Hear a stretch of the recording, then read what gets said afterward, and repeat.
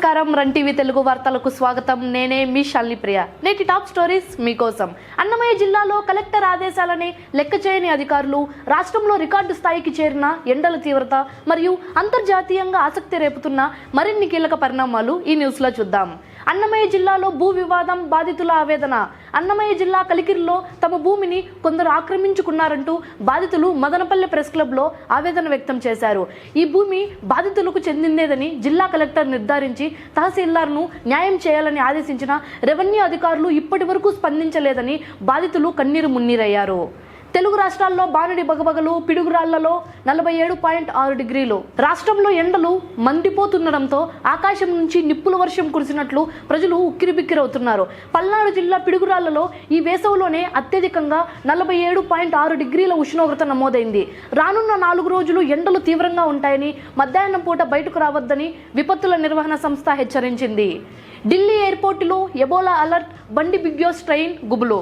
వివిధ దేశాల్లో ఎబోలా కేసులు పెరుగుతుండడంతో ఢిల్లీ ఎయిర్పోర్ట్ అధికారులు హై అలర్ట్ అడ్వైజరీ జారీ చేశారు.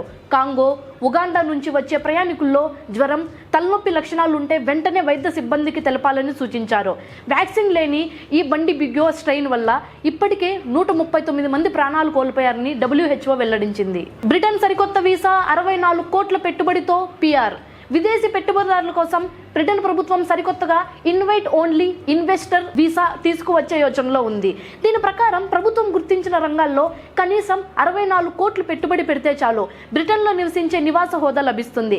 ఆ తర్వాత అక్కడ శాశ్వత నివాసానికి PR కూడా మార్గం సుగమం అవుతుంది. హైదరాబాద్లో మైక్రోసాఫ్ట్ భారీ డేటా సెంటర్. అంతర్జాతీయ ఐటీ దిగ్గజం మైక్రోసాఫ్ట్ మన దేశంలోనే అతిపెద్ద డేటా సెంటర్ను హైదరాబాద్లో మరికొన్ని నెలల్లోనే అందుబాటులోకి తెస్తోంది. దేశీయంగా ఆర్టిఫిషియల్ ఇంటెలిజెన్స్, క్లౌడ్ కంప్యూటింగ్ సేవలకు డిమాండ్ పెరగడంతో ఈ పనులను శరవేగంగా పూర్తి చేస్తున్నట్లు Microsoft India president Puneeth Chandhok వెల్లడించారు. చూసారుగా నేటి విశేషాలు. జిల్లా కలెక్టర్ ఆదేశించిన బాధితులకు న్యాయం చేయని రెవెన్యూ అధికారుల తీరుపై మీ అభిప్రాయం ఏంటి? అలాగే బానుడి ప్రతాపానికి పిడుగురాళ్లలో 47.6 డిగ్రీలు నమోదు కావడంపై మీరు ఎలాంటి జాగ్రత్తలు తీసుకుంటున్నారు? మీ అభిప్రాయాలను కింద కామెంట్ సెక్షన్లో తప్పకుండా తెలియజేయండి. లేటెస్ట్ అప్డేట్స్ కోసం మా రన్ టీవీ తెలుగు ఛానల్ని సబ్స్క్రైబ్ చేసుకోండి. నేనే మీ శాలిని ప్రియ, సైనింగ్ ఆఫ్.